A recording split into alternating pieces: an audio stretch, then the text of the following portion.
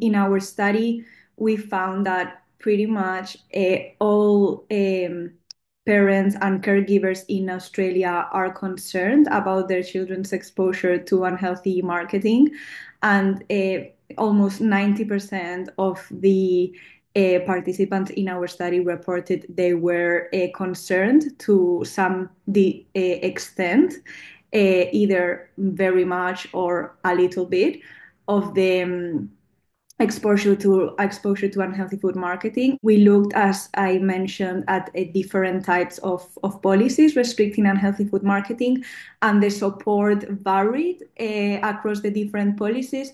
But overall, we found that the support was always between 40 and 60%. And specifically, when we combined the responses of support and also those responses that were undecided, didn't have a strong opinion either way, we found that actually this percentage increased to 70 till 90%. So really what we find is that there's very little opposition to these policies, which we know this is can be even more important political factor, like how many people opposes a policy as opposed to support. So I think the message really is that there's widespread appetite and interest for this type of policies to be implemented. Usually the policies that are more specific around reducing the marketing specifically directed to children tend to have more support. So, for example,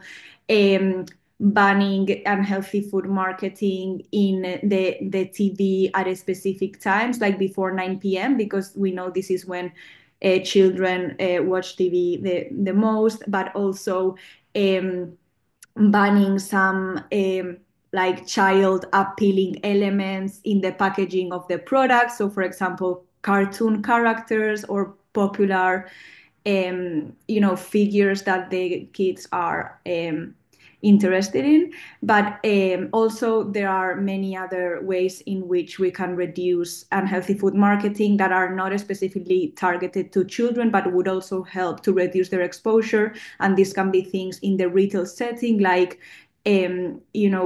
reducing the price discounts, like multi-buys and 50% discounts in foods that we know that are unhealthy, and also outdoor advertisements, like the advertisements that we can see in public transport or other spaces in the streets and in our cities and villages.